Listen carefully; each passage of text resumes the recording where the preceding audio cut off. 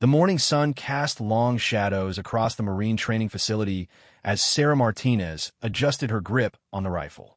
Around her, 23 men snickered and whispered, their eyes following her every move with barely concealed amusement. Staff Sergeant Jake Morrison stood with his arms crossed, a smirk playing at the corners of his mouth as he watched the petite woman struggle with what he considered a man's weapon. "Wrong weapon, darling," he had said just moments before, his voice dripping with condescension that made the other recruits burst into laughter. "Maybe you should try the kitchen instead of the shooting range." Sarah's jaw tightened, but she said nothing. She had heard worse. Much worse. Growing up as the only daughter of a single father who worked double shifts at the steel mill, she had learned early that words were just noise. Action spoke louder, and in 3 minutes, when she pulled that trigger, her action would echo through the corridors of military training facilities across the country, challenging everything these men thought they knew about strength, precision, and what it meant to be a warrior. What none of them knew was that Sarah had been holding weapons since she was 8 years old. What they didn't know was that she had spent every weekend for the past 15 years in her grandfather's workshop, learning the intricate art of marksmanship from a man who had served 3 tours in Vietnam and never missed a shot that mattered. What they couldn't see beneath her calm exterior was a fire that had been burning since childhood, fueled by every person who had ever told her she wasn't strong enough, fast enough, or tough enough to stand among warriors. In 60 seconds, Staff Sergeant Morrison would learn that underestimating Sarah Martinez was the biggest mistake of his military career. In 60 seconds, the entire dynamic of Alpha Company would shift forever. And in 60 seconds, a story would begin that would inspire thousands of women across the nation to pick up their own weapons and prove that strength comes in many forms, but courage comes from within. Part 1. The foundation of steel. Sarah Martinez had never planned to become a symbol. She had simply wanted to serve her country, honor her grandfather's memory, and prove to herself that the dreams she had carried since childhood were more than just wishful thinking. But as she stood in the recruitment office on that humid Tuesday morning in Jacksonville, Florida, signing papers that would change her life forever, she had no idea that her journey would become a story told in military academies, shared in women's empowerment seminars, and whispered among young girls who dare to dream beyond society's expectations. The path that led Sarah to that recruitment office began 24 years earlier in a small house on the outskirts of San Antonio, Texas.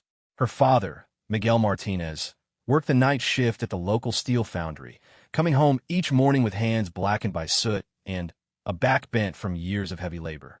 Her mother had left when Sarah was 3, unable to handle the financial pressure and the constant worry that came with loving a man who risked his life daily in one of the most dangerous jobs in America. Miguel never spoke bitterly about his wife's departure. Instead, he channeled all his energy into raising his daughter with the kind of strength and determination that had carried his family through 3 generations of hardship. Every morning, before heading to bed after his shift, he would sit at the kitchen table with Sarah, helping her with homework, teaching her about resilience, and sharing stories about her grandfather, Roberto Martinez, who had served with distinction in Vietnam. Roberto had been Miguel's hero, a man who stood barely 5 feet 6 inches tall, but possessed a presence that commanded respect from soldiers twice his size. He had earned 2 Purple Hearts and a Bronze Star during his 3 tours, not through reckless bravery, but through calculated precision and an unwavering commitment to bringing his men home safely.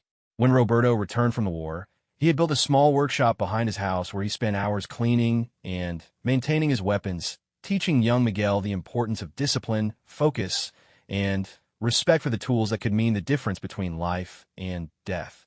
Sarah's first memory of her grandfather was sitting on his lap in that workshop when she was 4 years old, watching his weathered hands carefully disassemble a rifle with the patience of a master craftsman. Roberto had looked down at her with eyes that held both kindness and sadness, remnants of experiences he would never fully share, and said words that would echo in her mind for decades to come. "Mija," he had whispered, his voice carrying the weight of hard-earned wisdom. "Strength isn't about how much you can lift or how loud you can shout. Strength is about how steady your hands remain when everything around you is falling apart. Strength is about hitting your target when missing means people you love don't come home." Those words became the foundation of Sarah's childhood. While other girls her age played with dolls and dreamed of fairy tale weddings, Sarah spent her weekends in Roberto's workshop, learning the intricate mechanics of firearms, understanding the physics of ballistics, and developing the kind of hand-eye coordination that would later astonish military instructors who had spent their entire careers training soldiers. Roberto never pushed his granddaughter toward military service. Instead, he simply taught her to respect the tools of war while hoping she would never need to use them. He showed her how to clean and maintain weapons with the same care a pianist would show toward their instrument. He taught her breathing techniques that could slow her heart rate in high-pressure situations. Most importantly, he taught her that true marksmanship was 90% mental preparation and only 10% physical execution. When Sarah turned 8, Roberto decided she was ready for her first real shooting lesson. They drove 40 minutes outside the city to a private range owned by one of his old Marine buddies, a place where the sound of gunfire was swallowed by miles of empty Texas landscape. Roberto started her with a .22 caliber rifle, the smallest weapon in his collection, but one that required the same precision and respect as any larger caliber firearm. "Remember, Mija," Roberto said as he positioned the rifle in her small hands, "this weapon doesn't care if you're 8 or 80, male or female, scared or confident. It only cares about your preparation, your focus, and your respect for its power. Treat it right, and it will serve you faithfully. Treat it carelessly, and it will teach you a lesson you'll never forget." Sarah's first shot missed the target entirely, the recoil surprising her despite Roberto's careful instruction. Her second shot clipped the edge of the paper, but her third shot found the center ring, and Roberto knew immediately that his granddaughter possessed something special, something that couldn't be taught or learned through repetition alone. She had inherited the gift that had kept him alive through 3 tours in Vietnam, the ability to find calm in chaos and precision in pressure. Week after week, month after month, Sarah returned to that range with Roberto.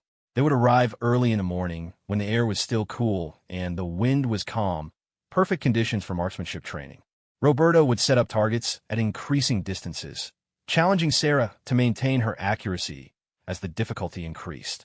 He taught her to read wind patterns, to adjust for temperature and humidity, to calculate trajectory, and compensate for the natural movements of her own body. But more than technical skills, Roberto taught Sarah about mental discipline. He showed her how to control her breathing, how to quiet her mind, how to block out distractions, and focus entirely on the task at hand. He taught her that shooting was as much about meditation as it was about mechanics, that the best marksmen were those who could achieve a state of complete mental clarity even in the most challenging circumstances. As Sarah grew older, her skills improved dramatically. By age 12, she could consistently hit targets at distances that impressed even Roberto's old Marine friends. By 15, she was outshotting grown men who had been hunting and target shooting for decades. But Roberto never allowed her to become overconfident. He constantly reminded her that skill without humility was dangerous, that respect for weapons and respect for life were inseparable concepts. The workshop where Roberto taught Sarah became her sanctuary. While her classmates struggled with typical teenage problems, Sarah found peace in the methodical process of weapon maintenance and the focused concentration required for precision shooting. She learned to see patterns that others missed, to notice details that escaped casual observation, to maintain steady performance under pressure that would break lesser individuals. When Sarah was 16, Roberto suffered a massive heart attack while working in his garden.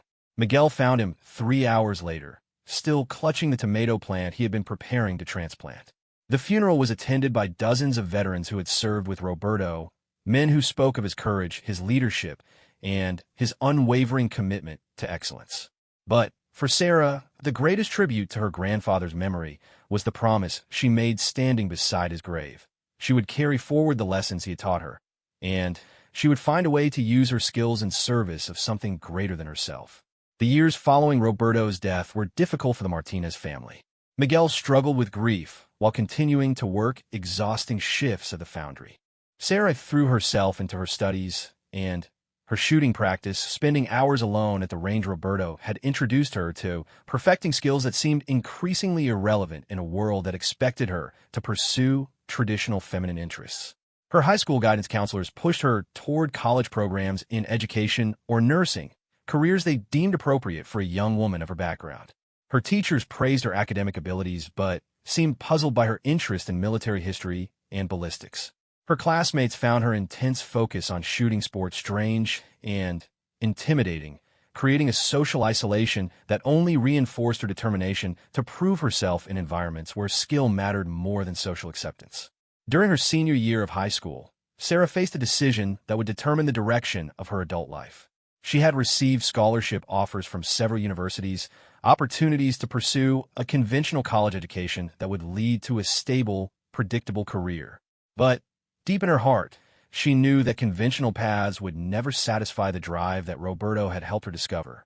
She knew that her skills and her dedication were meant for something more challenging, something that would honor the memory of the grandfather who had believed in her when no one else understood her potential. The decision became clear during a career fair at her high school, where military recruiters had set up booths alongside college representatives and corporate employers. Sarah approached the Marine recruiter with curiosity rather than commitment. Initially, just wanted to learn more about opportunities for women in military service.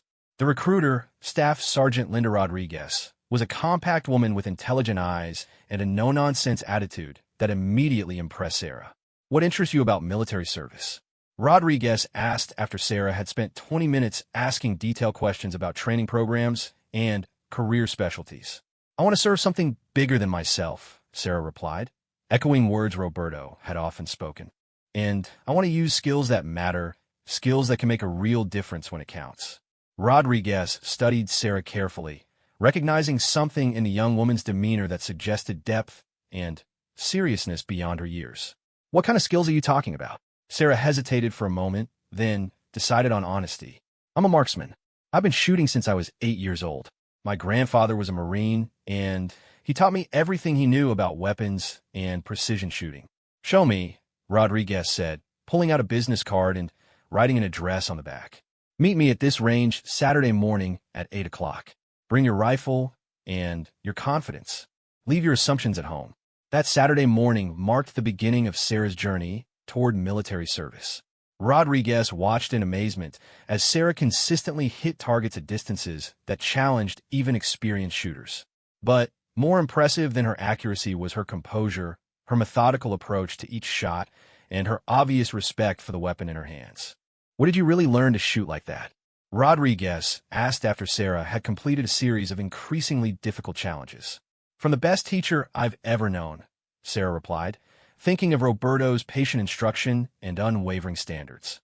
"He taught me that shooting isn't about power or aggression.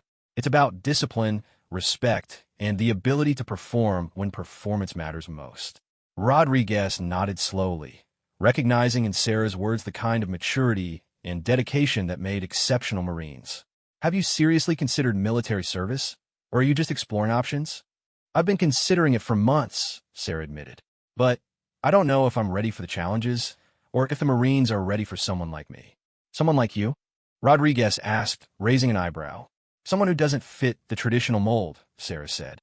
"Someone who might have to work twice as hard to prove herself worthy of respect." Rodriguez smiled, remembering her own struggles as a young woman entering a male-dominated military culture. "Sarah, the Marines don't need people who fit traditional molds. The Marines need people who can excel under pressure, who can maintain focus when lives depend on their performance, and who can earn respect through competence rather than demanding it through intimidation. Based on what I've seen this morning, you already possess those qualities." The conversation that followed lasted 2 hours, covering everything from basic training expectations to career advancement opportunities for women in military service.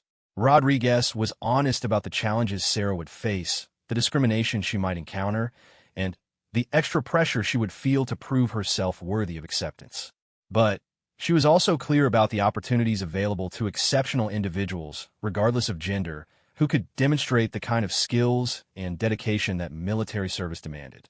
By the end of that conversation, Sarah knew she had found her path. The decision wasn't based on romantic notions about military glory or naive beliefs about easy acceptance. Instead, it was grounded in a realistic understanding of the challenges she would face and a confident belief in her ability to overcome them. Roberto had prepared her for this moment, not just through technical training, but through the mental discipline and emotional strength that would be essential for success in one of the world's most demanding environments. The months leading up to her enlistment were filled with preparation. Sarah intensified her physical training, knowing that her shooting skills would mean nothing if she couldn't meet the demanding fitness standards required of Marines. She studied military history and current events, preparing herself for the intellectual challenges that would accompany the physical demands of service. Most importantly, she spent long hours in Roberto's workshop, cleaning and maintaining the rifles he had left her, preparing mentally for the moment when she would have to prove herself among strangers who would judge her based on preconceptions rather than performance. Miguel supported his daughter's decision despite his private fears about the dangers she would face. He knew that Roberto would have been proud of Sarah's choice to serve, and he understood that conventional paths would never satisfy the drive and determination his daughter had inherited from her grandfather. On the night before Sarah left for basic training, Miguel gave her Roberto's Bronze Star, telling her that courage was something that passed from generation to generation, and that she carried the best parts of her grandfather's legacy forward into a new era of service. Standing in that recruitment office, signing papers that would transform her from a small-town girl into a United States Marine, Sarah felt the weight of Roberto's expectations and the strength of his training supporting her decision.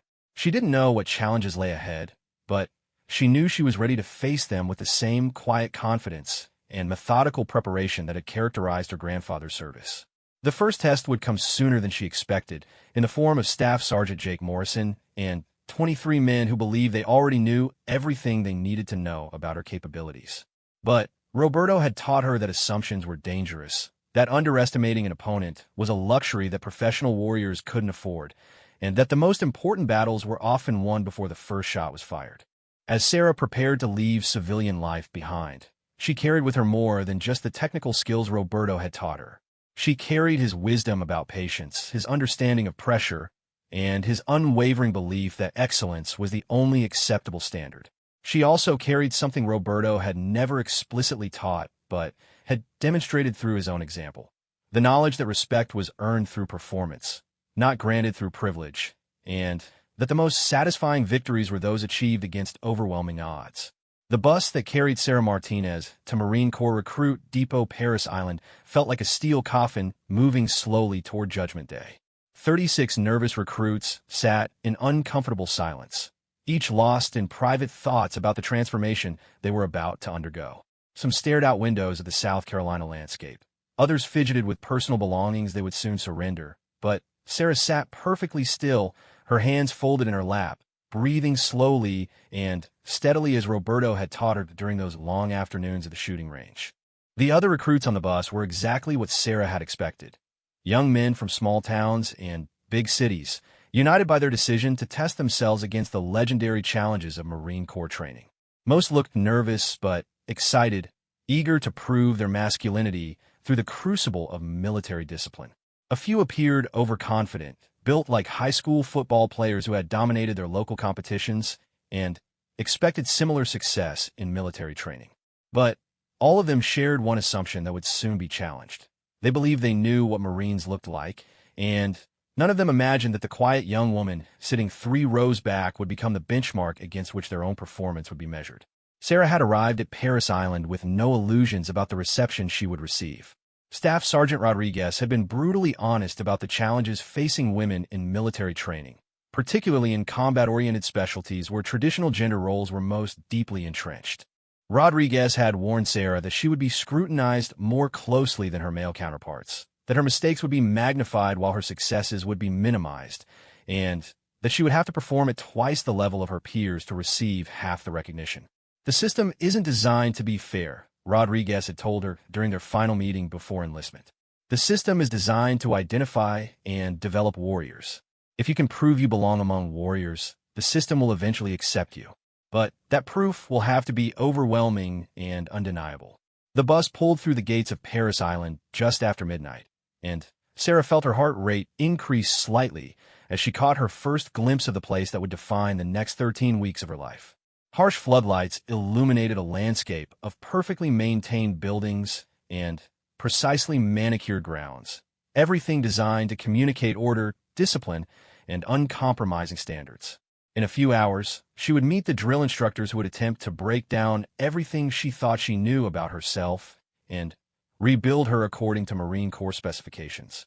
The initial processing at Paris Island was a carefully choreographed chaos designed to overwhelm new recruits and begin the psychological transformation from civilian to Marine.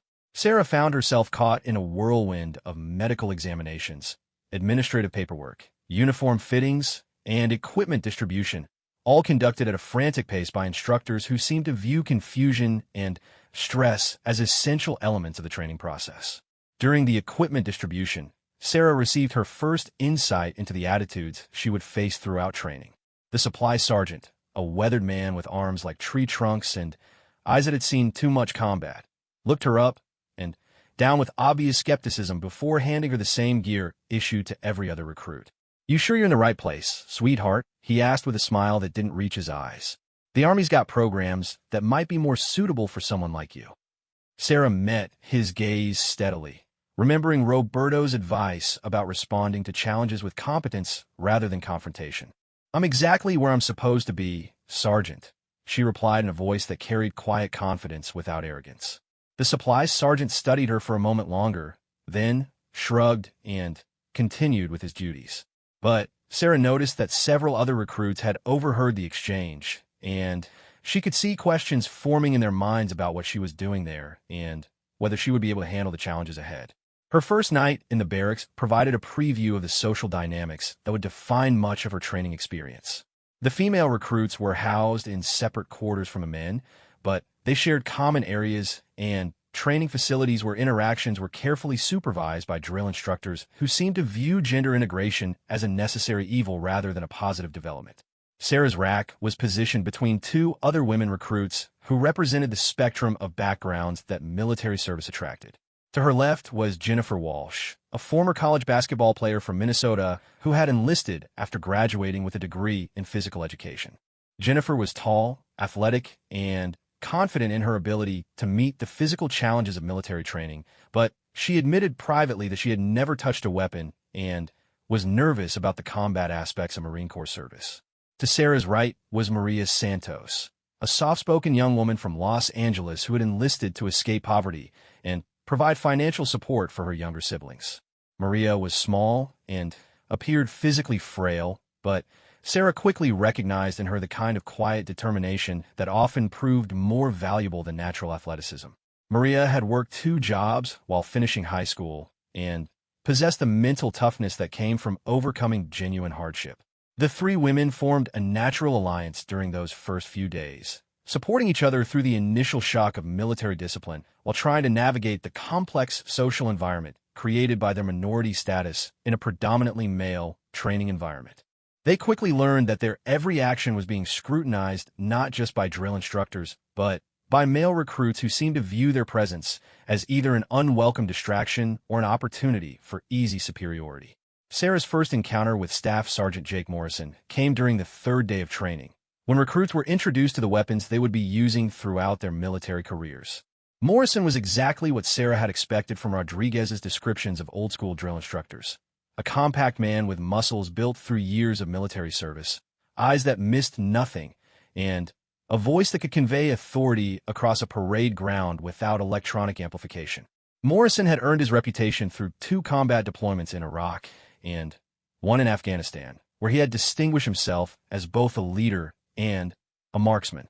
His Marines respected him for his competence and his commitment to their success, but he made no secret of his belief that combat units performed best when composed entirely of men who shared similar backgrounds and training experiences.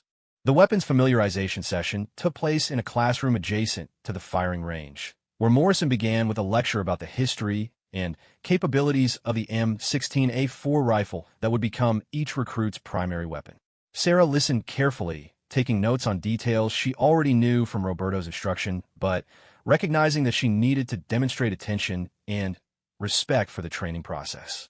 Morrison's lecture was comprehensive and professional, covering everything from basic safety procedures to advanced marksmanship techniques. But Sarah noticed that his eyes frequently found her in the crowd, as if he were waiting for her to reveal some fundamental misunderstanding about weapons or warfare that would confirm his assumptions about women in combat roles. After the classroom instruction, Morrison led the recruits to the armory, where they would receive their individual weapons. Each recruit was assigned a specific rifle that would remain theirs throughout training, a weapon they would be responsible for maintaining and mastering according to Marine Corps standards. The ritual of weapons assignment was treated with ceremonial seriousness, emphasizing the sacred trust between a Marine and the tools that might someday save his life or the lives of his fellow warriors. When Sarah's turn came to receive her weapon, Morrison held a rifle just out of her reach for a moment while he delivered what appeared to be a prepared speech about the responsibilities that came with carrying Marine Corps equipment. "This weapon," Morrison said in a voice loud enough for every recruit to hear, "has a proud history of service in the hands of Marines who understood that their survival and the survival of their brothers depended on their ability to use it effectively under the most challenging conditions imaginable." Sarah nodded respectfully and reached for the rifle, but Morrison pulled it back slightly, continuing his lecture with obvious satisfaction at having a captive audience. "Some people," he continued with a meaningful glance at Sarah, "seem to think that carrying a weapon makes them a warrior. But a weapon is only as effective as the person using it, and some people just aren't built for the kind of work that Marines do." The comment drew snickers from several male recruits who had been waiting for this moment of confrontation between the old-school drill instructor and the young woman who presumed to belong in their ranks. Sarah felt her face flush slightly, but she maintained her composure, remembering Roberto's advice about letting performance speak louder than words. Morrison finally handed Sarah the rifle, watching carefully as she accepted it with the proper grip, and immediately checked to ensure it was unloaded according to safety protocols Roberto had drilled into her since childhood. Her handling of the weapon was smooth and confident, showing none of the hesitation or uncertainty that Morrison had expected from a female recruit with no apparent military background. "You seem familiar with weapons handling," Morrison observed, his tone suggesting skepticism rather than approval. "Yes, sir," Sarah replied simply, offering no elaboration about her extensive training with Roberto. "Well," Morrison said with a slight smirk, "familiarity and competence are two different things. We'll see which one you actually possess when we get to the range tomorrow." That evening, Sarah spent extra time cleaning and inspecting her newly assigned rifle, applying the meticulous maintenance techniques Roberto had taught her while trying to ignore the whispered conversations of male recruits who were already speculating about her likely failure on the firing range. Some seemed to view her presence as entertainment, an opportunity to witness dramatic proof of their assumptions about women's unsuitability for military service. Others appeared genuinely concerned about the potential impact of her expected poor performance on the overall effectiveness of their training unit. Jennifer Walsh, her rack neighbor, watched Sarah's weapon maintenance with admiration and curiosity. "You really do know what you're doing with that rifle," Jennifer observed quietly. "My grandfather taught me," Sarah replied, running a cleaning rod through the barrel with practiced efficiency. "He believed that taking care of your equipment was the first step in taking care of yourself and the people depending on you." "Are you nervous about tomorrow?" Jennifer asked. Sarah considered the question carefully. She felt the same pre-performance tension she had always experienced before important shooting competitions, but it was excitement rather than anxiety. Tomorrow would be her first opportunity to demonstrate the skills Roberto had spent years helping her develop. Her first chance to prove that his confidence in her abilities had been justified. "No," Sarah said finally. "I'm ready." The firing range at Paris Island was a monument to precision and safety, with clearly marked firing positions, state-of-the-art target systems, and safety protocols that left nothing to chance. Sarah had shot at civilian ranges throughout her youth, but this was her first experience with a military facility designed to train combat marksmen rather than recreational shooters. Morrison began the session with another lecture about marksmanship fundamentals, covering breathing techniques, sight alignment, trigger control, and position stability. Sarah listened carefully despite knowing the material thoroughly, recognizing that Morrison was establishing the standards by which their performance would be judged and looking for any opportunity to demonstrate superior knowledge that might undermine his authority. The other recruits displayed varying levels of familiarity with firearms, from complete beginners who had never touched a weapon to experienced hunters who were confident in their shooting abilities. Sarah positioned herself in the middle of the group, avoiding both the front row, where overture recruits might draw unwanted attention, and the back row, where those trying to hide their nervousness typically gathered. Morrison divided the recruits into 3 groups for the initial firing exercise, with each group taking turns on the firing line while the others observed and waited their turn. Sarah was assigned to the second group, which gave her an opportunity to watch the first group's performance and gauge the skill level she would need to demonstrate without appearing to show off. The first group's performance was mixed, with some recruits displaying natural aptitude, while others struggled with basic marksmanship concepts.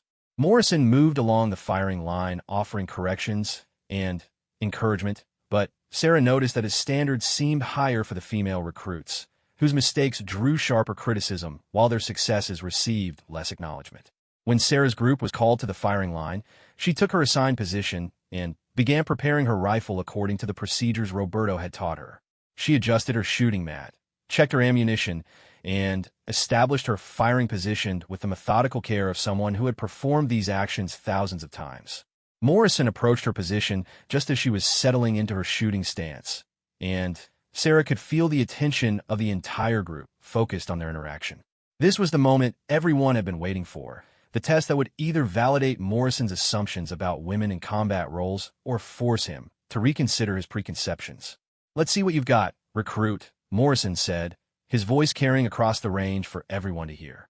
"Show us how well that grandfather of yours really taught you."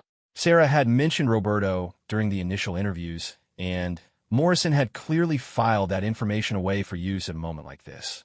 But rather than feeling intimidated by his challenge, Sarah felt a surge of confidence knowing that Roberto's training was about to be put to the ultimate test. The targets were set at 200 yards, a distance that separated casual shooters from serious marksmen. Sarah took her time establishing her position, controlling her breathing, and aligning her sights according to Roberto's exacting standards. The range fell silent as she prepared to fire, with even the drill instructors stopping their conversations to observe her performance. Sarah's first shot hit the target just outside the center ring, a respectable showing that drew no comment from Morrison, but confirmed that she possessed basic marksmanship skills. Her second shot found the center, and Sarah felt the familiar satisfaction that came with perfect sight alignment and trigger control. But it was her third shot that changed everything. Despite a slight crosswind that should have affected bullet trajectory, Sarah's third shot struck the exact center of the target, demonstrating the kind of precision that comes only from years of dedicated practice and exceptional natural ability. Morrison walked to the spotting scope and confirmed the shot placement, his expression carefully neutral despite his obvious surprise. The other recruits began whispering among themselves, their assumptions about Sarah's abilities suddenly requiring revision. "Not bad," Morrison said finally, his tone suggesting grudging acknowledgement rather than enthusiasm. "Let's see if you could do it again." Sarah's next 7 shots formed a tight group in the center of the target, with precision that exceeded not only Morrison's expectations, but the performance of every other recruit in her training company. By the time she had finished her allotted ammunition, the range had fallen completely silent except for the sound of wind through the target frames. Morrison studied the target through his spotting scope for a long moment before walking over to Sarah's position. When he spoke, his voice was quiet enough that only she could hear, but his words carried an edge that suggested this conversation was far from over. "That was impressive shooting, recruit," he said. "But marksmanship is just one aspect of being a Marine. Don't think that hitting a stationary target makes you a warrior." Sarah met his gaze steadily, recognizing that her performance had created a new dynamic between them, but understanding that Morrison's challenge was really just beginning. She had proven she could shoot, but now she would have to prove she belonged among Marines in every other aspect of military service. "I understand, sir," she replied. "I'm ready to prove myself in every way necessary." Morrison nodded slowly, a gesture that might have indicated respect or might have been simple acknowledgement that Sarah would require different handling than he had originally planned. Either way, Sarah knew that her exceptional performance on the firing range had changed the terms of engagement between them, creating expectations and opportunities that would define the rest of her training experience. As the other recruits took their turns on the firing line, Sarah noticed that the whispered conversations had stopped and been replaced by curious glances and speculative looks.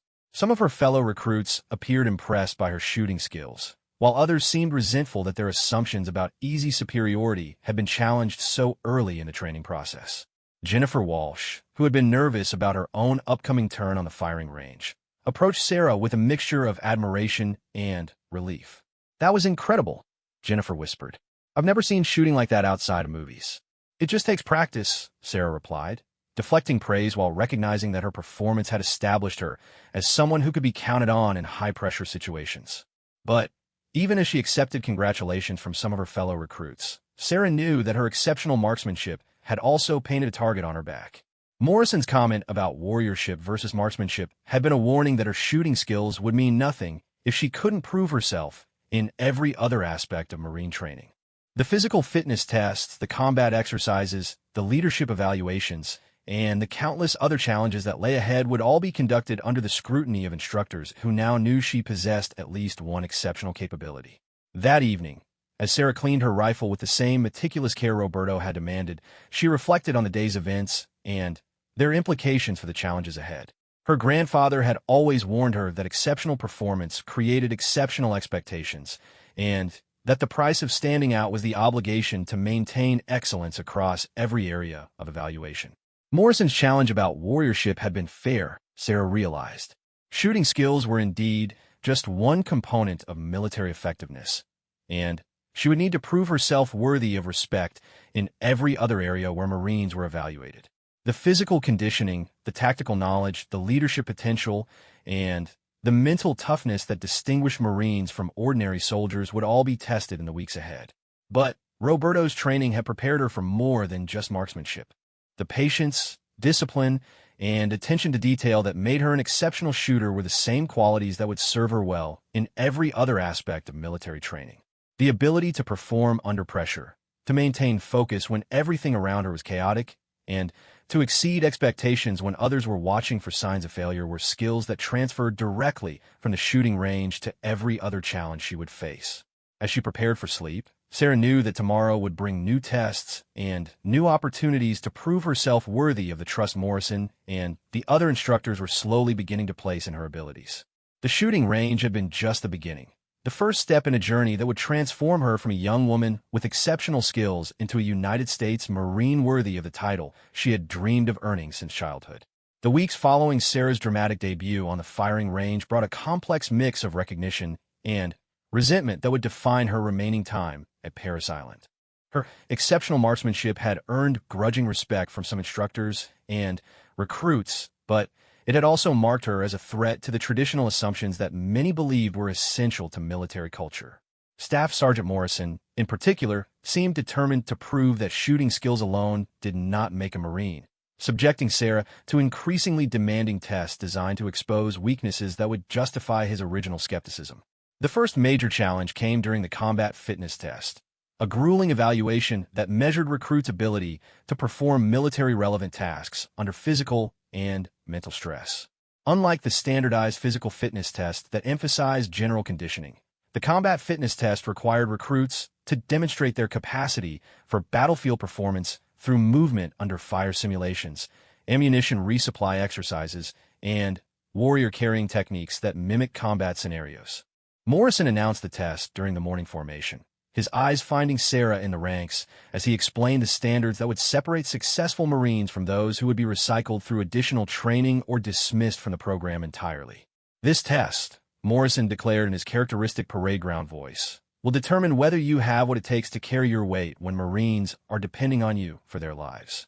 Some of you will discover that you're tougher than you thought. Others will learn that wishful thinking doesn't compensate for physical reality.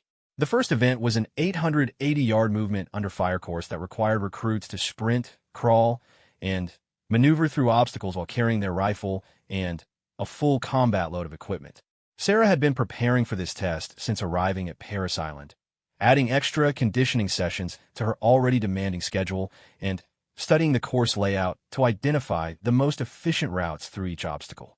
When her turn came to attempt the course, Sarah felt the familiar pre-performance tension that always preceded important challenges.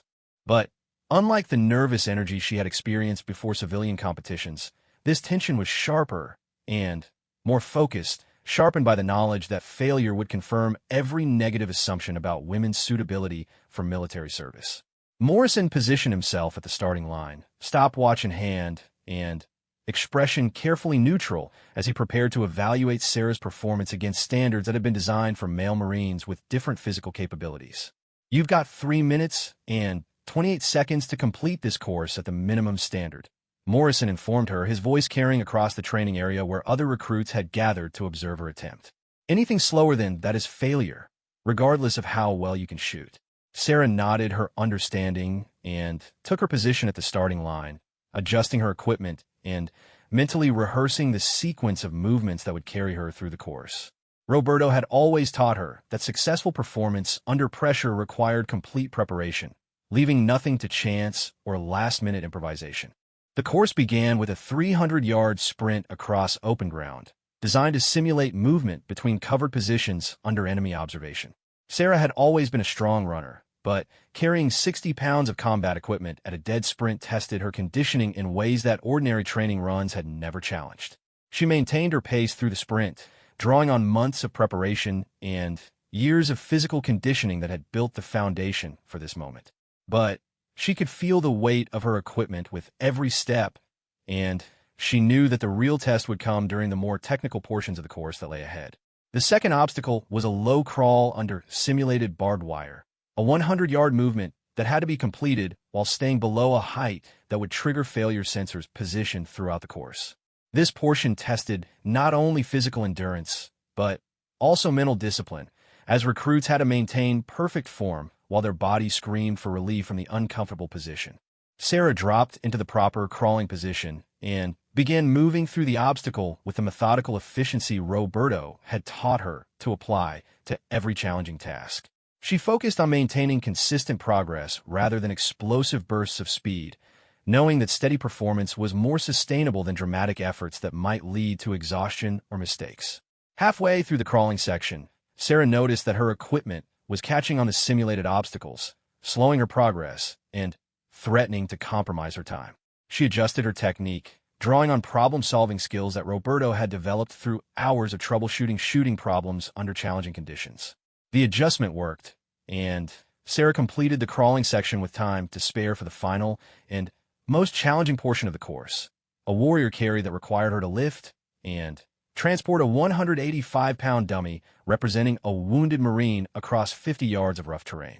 This was the moment Morrison had been waiting for, the test that would determine whether Sarah's smaller physical frame could handle the life-or-death responsibilities that might someday fall to her in actual combat. The warrior carry was designed to simulate the battlefield reality that Marines sometimes had to evacuate wounded comrades under fire, a situation where failure meant that good people died needlessly. Sarah approached the dummy with the same systematic preparation she brought to every challenge.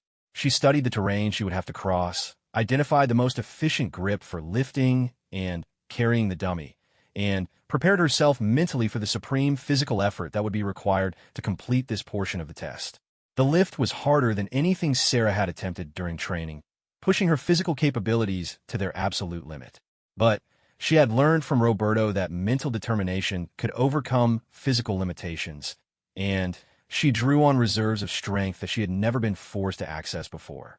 Step by step, Sarah carried the dummy across the designated course, her legs trembling with effort but her grip remaining secure. She could hear other recruits shouting encouragement, their initial skepticism replaced by admiration for her determination to succeed despite obvious physical disadvantage. When Sarah finally placed the dummy in the designated finish area, Morrison clicked his stopwatch and studied the display with an expression that revealed nothing about her performance. The silence stretched for what felt like minutes, while every recruit in the training area waited for the verdict that would determine how Sarah's story would continue. 3 minutes and 12 seconds. Morrison announced finally, his voice carrying a note of surprise that he couldn't quite suppress. That's not just passing. That's a first-class score. The cheer that went up from the other recruits was spontaneous and genuine recognition that Sarah had accomplished something exceptional rather than merely adequate. But even as she accepted congratulations from her fellow recruits, Sarah noticed that Morrison's expression remained carefully neutral, suggesting that this success had created new challenges rather than resolving existing questions about her capabilities. Later that evening, Morrison approached Sarah during the equipment cleaning session that followed every major training event. His manner was more serious than usual, and Sarah recognized that this conversation would be different from the casual interactions that had characterized their relationship up to this point.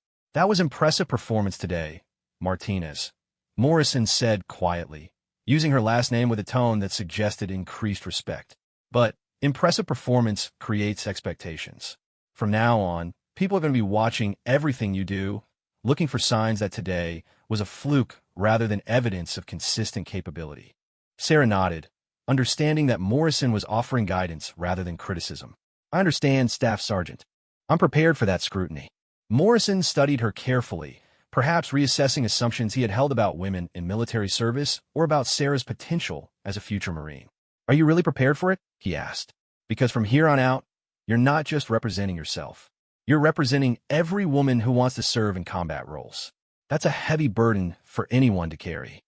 The weight of Morrison's words settled on Sarah like a physical presence, bringing home the broader implications of her performance at Paris Island.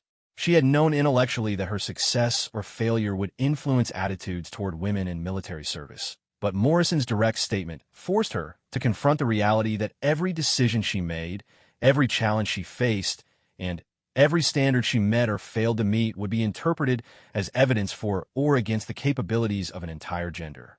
I didn't choose that burden, Sarah replied honestly, but I accept it. My grandfather taught me that some responsibilities can't be avoided, only embraced or abandoned. Morrison nodded slowly, perhaps recognizing in Sarah's words the kind of maturity that distinguished true leaders from those who simply held leadership positions.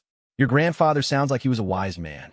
He was a Marine, Sarah said simply, and Morrison's expression shifted slightly as he absorbed the significance of that information. What unit? Morrison asked, his tone suggesting professional curiosity rather than casual interest. 3rd Battalion, 26 Marines. 3 tours in Vietnam. Morrison was quiet for a long moment, and Sarah could see him processing this new information about her background and the training that had prepared her for military service. Finally, he spoke with a tone that carried new respect and understanding. 3rd 26 saw some of the heaviest fighting in Vietnam. Morrison said, Your grandfather earned his knowledge the hard way. He never talked about the fighting, Sarah replied. But he taught me everything he could about being prepared for it. The conversation that followed lasted nearly an hour, covering everything from Sarah's grandfather's service to her own motivations for enlisting and her goals for military career development. Morrison shared stories from his own deployments, describing the challenges of modern combat and the qualities that separated Marines who thrived under pressure from those who merely survived. What emerged from that conversation was a new understanding between Sarah and Morrison, based not on his grudging acceptance of her presence, but on his recognition that she represented a different path toward the same destination that all Marines sought to reach. Her grandfather's training had given her tools that were different from, but equivalent to the experiences that shaped other Marines, and Morrison began to see those differences as assets rather than limitations. The transformation in Morrison's attitude became apparent during the advanced marksmanship training that followed the combat fitness test. Rather than treating Sarah as a special case who required different standards, Morrison began incorporating her skills into the overall training program, asking her to demonstrate techniques that could benefit other recruits while maintaining the rigorous standards that applied to everyone. During one particularly challenging exercise that required recruits to engage targets at extended ranges under simulated combat conditions, Morrison called Sarah forward to demonstrate proper technique for the benefit of recruits who were struggling with the demanding requirements. Martinez has mastered fundamentals that some of you are still trying to understand, Morrison announced to the assembled recruits. Watch carefully as she demonstrates the breathing and trigger control that separates expert marksmen from weekend shooters. Sarah approached the demonstration with the same systematic preparation that characterized all her training activities, but she was acutely aware that Morrison was using her as a teaching tool in ways that created both opportunities and risks. Success would validate Morrison's confidence in her abilities, but failure would undermine not only her own standing, but also his judgment in presenting her as an example for others to follow. The targets for this exercise were positioned at 400 yards, nearly twice the distance of standard qualification courses, and requiring adjustment techniques that many recruits had never attempted. Wind conditions were challenging, with variable gusts that required constant evaluation and compensation. Most importantly, the exercise was being conducted under time pressure that simulated combat conditions where deliberate preparation had to be balanced against the need for rapid engagement of threats. Sarah settled into her firing position with the methodical care Roberto had demanded. But she compressed her preparation sequence to accommodate the time constraints Morrison had established for the exercise. She evaluated wind conditions, adjusted her sights, and established her breathing pattern with efficiency that demonstrated years of practice under similar pressure. Her first shot struck the center of the target despite the challenging conditions, and Sarah heard murmurs of appreciation from recruits who were beginning to understand the level of skill required for consistent performance at extended ranges. But she knew that one successful shot proved nothing, and she focused on duplicating her performance across the series of targets that Morrison had designated for the demonstration. Shot after shot, Sarah's bullets found their marks with precision that exceeded not only the performance standards for the exercise, but also the expectations of recruits who had grown accustomed to her exceptional abilities. By the time she had completed the demonstration, the training area had fallen silent except for the sound of empty brass cases falling onto the wooden firing platform. Morrison studied the targets through his spotting scope, confirming shot placement that would have been impressive under ideal conditions, but was remarkable given the wind and distance factors that had challenged every other recruit who attempted the exercise. That, Morrison announced to the assembled recruits, is what perfect fundamentals look like under pressure. Martinez didn't get lucky 7 times in a row. She applied consistent technique to each shot, making the same adjustments and executing the same procedures that any of you could master with sufficient practice and dedication. The demonstration marked a turning point in Sarah's relationship with both Morrison and her fellow recruits.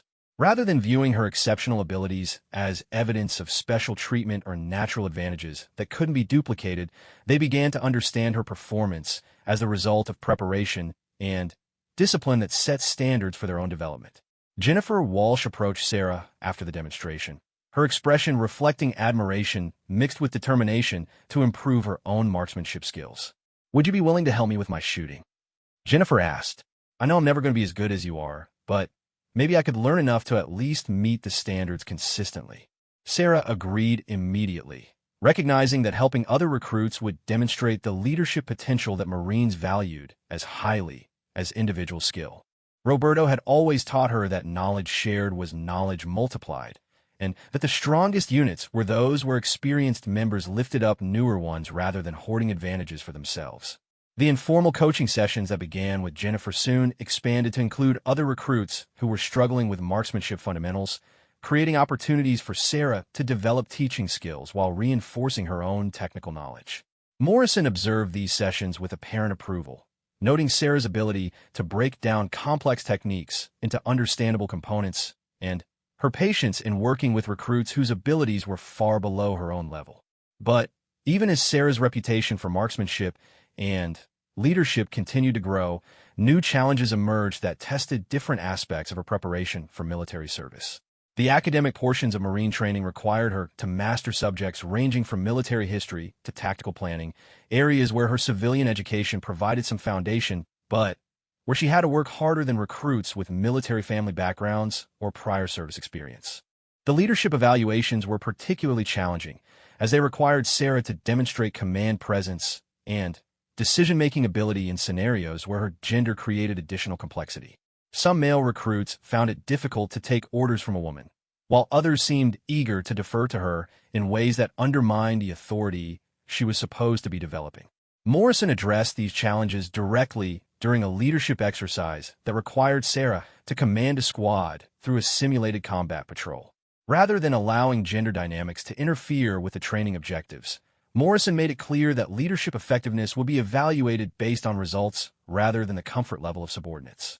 "Leadership isn't a popularity contest," Morrison told the assembled squad before the exercise began. "Martinez has been selected to command this mission based on her demonstrated competence across multiple areas of evaluation. Your job is to follow her orders and contribute to mission success. Her job is to make decisions that accomplish objectives while keeping her people safe." The patrol exercise tested every aspect of Sarah's military training, requiring her to navigate complex terrain while making tactical decisions under pressure and maintaining unit cohesion in the face of simulated enemy contact. She drew on lessons Roberto had taught her about staying calm under pressure, but she also had to apply new knowledge about small unit tactics and battlefield communication that had no civilian equivalent. The mission was successful, with Sarah's squad accomplishing all assigned objectives while avoiding the simulated casualties that plagued other units during similar exercises. Her performance during the after-action review demonstrated not only tactical competence, but also the kind of analytical thinking that Morrison associated with effective military leaders.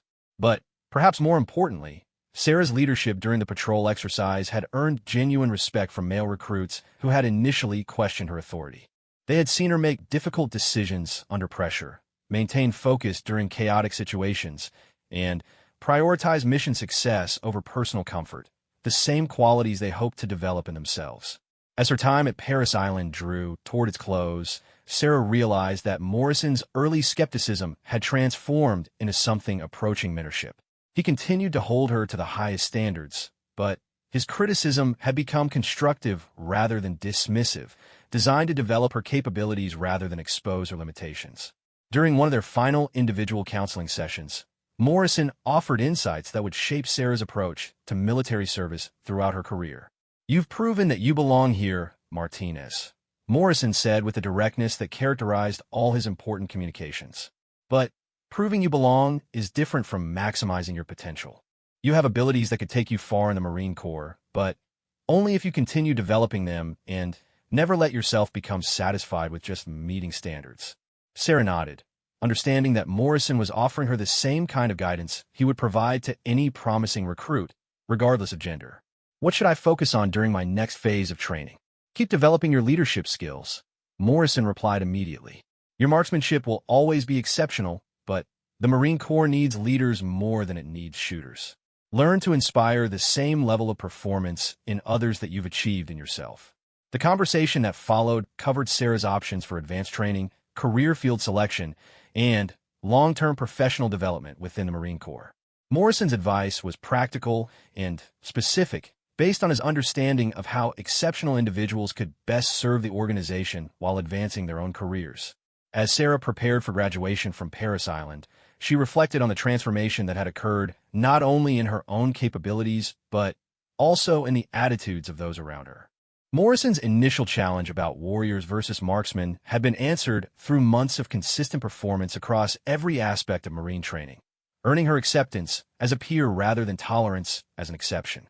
The young woman who had once sat quietly on a bus bound for Parris Island had become a Marine whose capabilities commanded respect from instructors who had initially questioned her presence.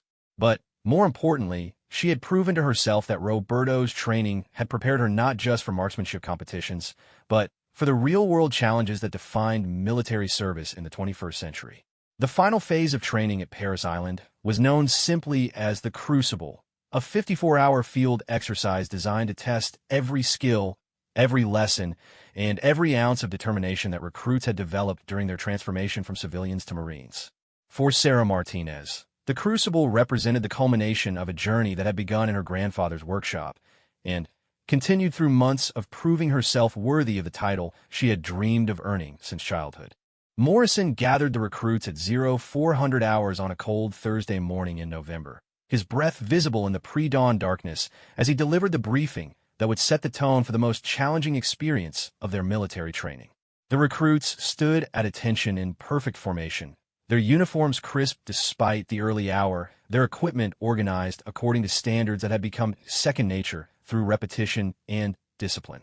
For the next 54 hours, Morrison announced in his characteristic commanding voice, "You will be tested as Marines rather than recruits. You will receive limited food, minimal sleep, and maximum stress designed to reveal who you really are when everything comfortable and familiar has been stripped away." Sarah felt her pulse quicken slightly as Morrison outlined the challenges that lay ahead. The Crucible would include forced marches across difficult terrain, tactical problems that required creative solutions under time pressure, and leadership rotations that would test every recruit's ability to command and be commanded in high-stress situations. Most challenging of all, it would culminate in a 9-mile hike to the Iwo Jima Memorial, where those who successfully completed all requirements would finally earn the title Marine. Morrison's eyes found Sarah in the formation as he delivered his final preparation instructions, and she recognized in his expression the same mixture of expectation and concern that Roberto had shown during her most challenging training sessions. Some of you will discover reserves of strength and determination that you didn't know you possessed, Morrison continued. Others will learn that military service requires sacrifices they're not prepared to make. All of you will be changed by this experience, but only those who embrace the challenge rather than merely enduring it will emerge as Marines. The first 24 hours of the Crucible tested physical endurance through a series of forced marches across terrain that seemed designed to maximize difficulty and minimize comfort. Sarah's unit moved through swamps where knee-deep water soaked their equipment, across hills that challenged even the strongest recruits, and through obstacle courses that required teamwork and individual determination in equal measure. Sarah found herself drawing on every lesson Roberto had taught her about mental discipline and physical preparation.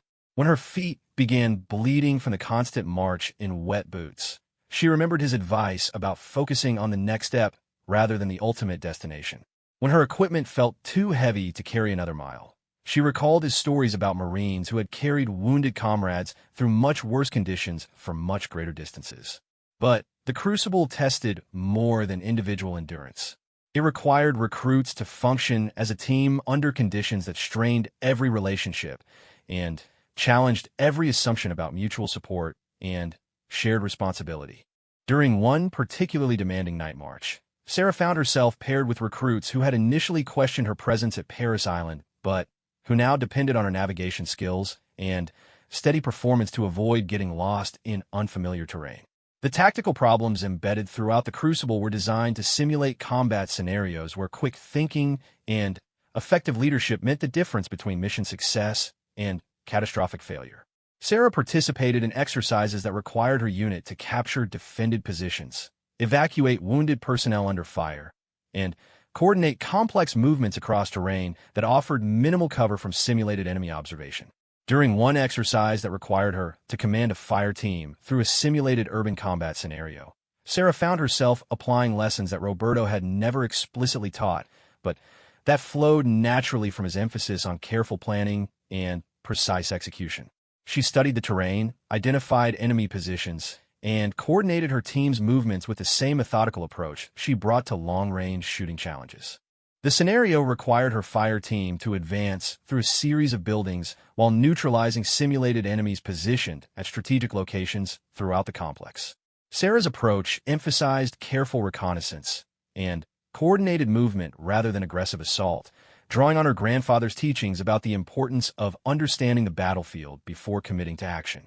"Martinez, you're moving too slowly," barked the instructor, observing the exercise, deliberately applying pressure designed to test her decision-making under stress.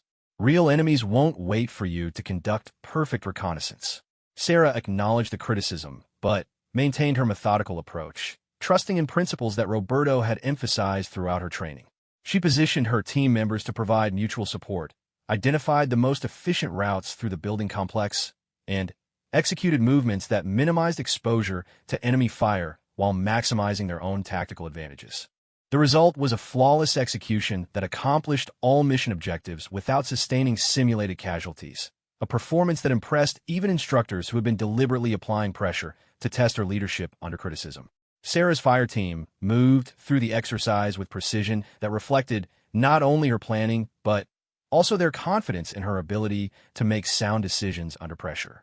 "Outstanding leadership, Martinez," the instructor acknowledged after the exercise concluded. "You maintained focus on mission objectives while adapting your tactics to changing conditions. That's exactly the kind of decision-making we need from Marine leaders." The validation was satisfying, but Sarah recognized that the Crucible was far from over and that subsequent challenges might test different aspects of her preparation and character. The sleep deprivation, minimal food, and constant physical demands were designed to strip away the external supports that allowed people to maintain performance under normal conditions, revealing the essential character traits that would define their service as Marines. During the second night of the Crucible, Sarah experienced the kind of physical and mental exhaustion that she had never encountered during civilian training. Her body ached from 36 hours of continuous movement and challenging exercises. Her mind felt foggy from sleep deprivation and inadequate nutrition, and her emotional reserves felt depleted by the constant pressure to perform at exceptional levels. But this was exactly the condition that Roberto had tried to prepare her for through his emphasis on mental discipline and systematic preparation. Even in her exhausted state, Sarah could hear his voice reminding her that true strength was revealed not in moments of comfort and confidence, but in situations where continuing required pure determination rather than natural ability. The breaking point came during a night navigation exercise that required individual recruits to find their way across several miles of difficult terrain using only map and compass, with no external support or assistance available. Sarah had always been strong at land navigation, but the combination of darkness, exhaustion, and time pressure created challenges that tested her skills to their absolute limit. Halfway through the exercise, Sarah realized she had made a navigation error that left her several hundred meters off her planned route, with limited time remaining to reach the designated checkpoint. The mistake was the kind that could easily cascade into complete failure, forcing her to restart the exercise and potentially extending her time at Paris Island by several additional weeks.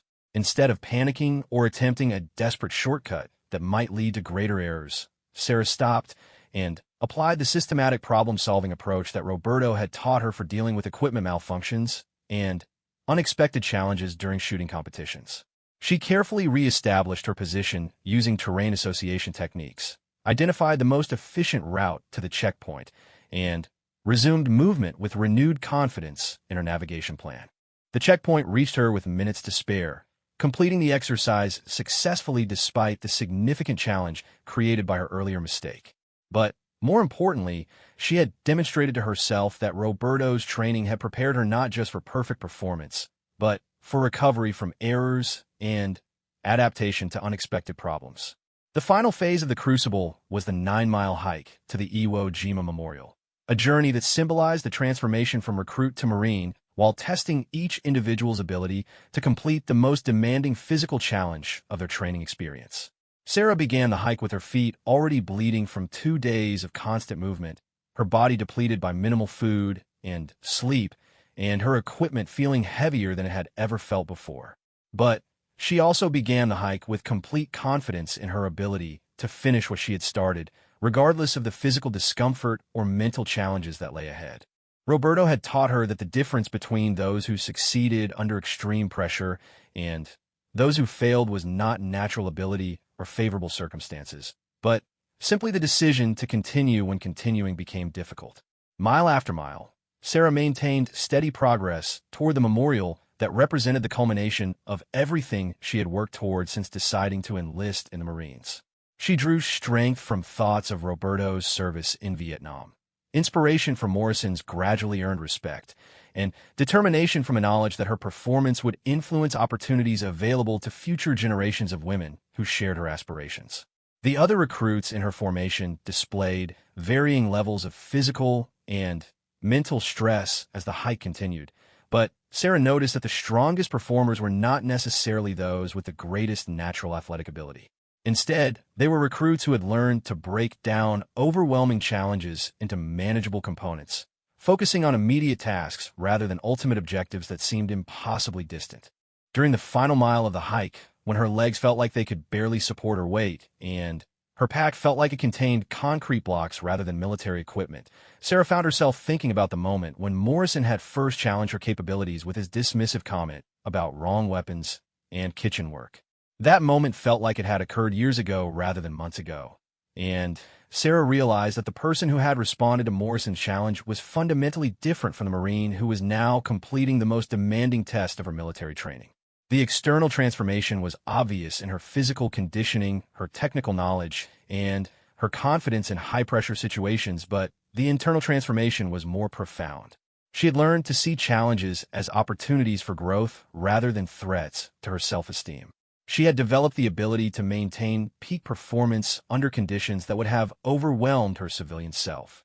Most importantly, she had proven to herself that Roberto's confidence in her potential had been justified, and that the skills he had taught her were indeed preparation for service rather than merely hobbies or recreational activities.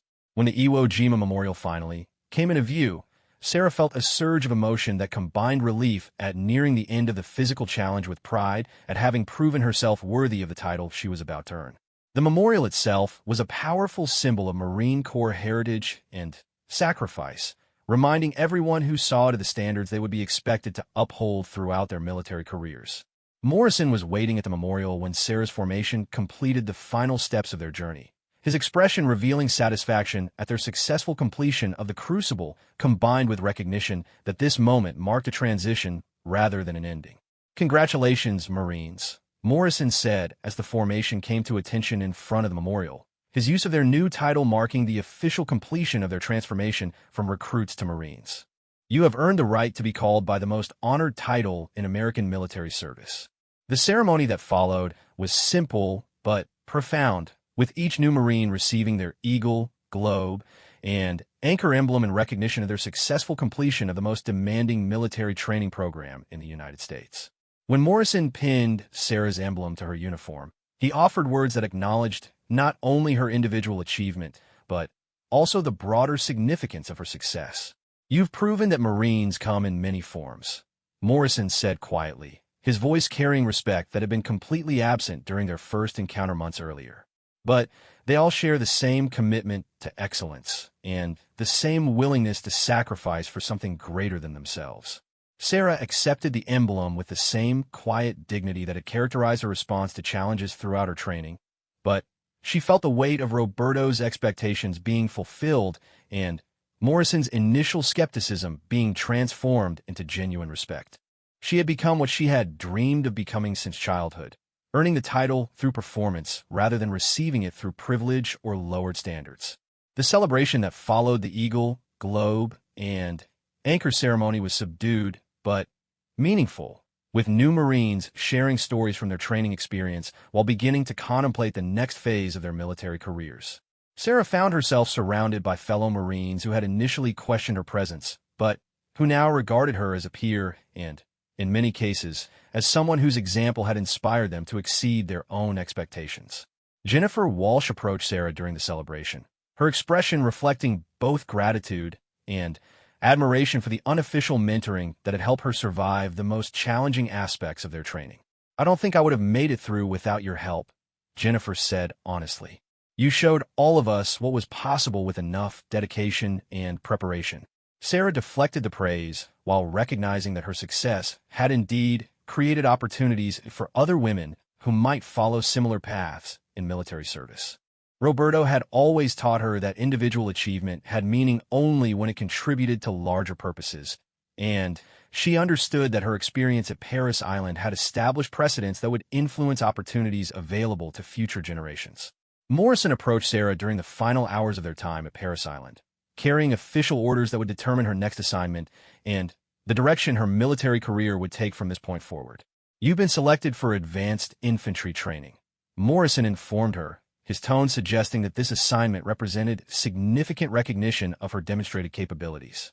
Not every Marine gets the opportunity to serve in combat specialties, and fewer still excel enough during basic training to be recommended for the most demanding follow-on programs. The orders represented validation that Sarah's performance had exceeded not only the minimum standards for completing basic training, but also the higher standards required for selection to specialized programs that would prepare her for leadership roles in combat units. Morrison's recommendation had undoubtedly played a crucial role in her selection, marking his complete transformation from skeptic to advocate. "Your grandfather would be proud," Morrison added, his recognition of Roberto's influence acknowledging the foundation that had made Sarah's success possible. "He taught you well, and you've honored his legacy through your service." As Sarah prepared to leave Paris Island for the next phase of her military training, she reflected on the journey that had transformed her from a young woman with exceptional shooting skills into a United States Marine prepared for leadership responsibilities in combat units. The external changes were obvious in her physical conditioning, her technical knowledge, and her confidence under pressure, but the internal transformation was more significant. She had learned that Roberto's lessons about discipline, precision, and mental toughness applied to far more than marksmanship training. The patience he had taught her for perfect weapon maintenance translated directly to the attention to detail required for military leadership.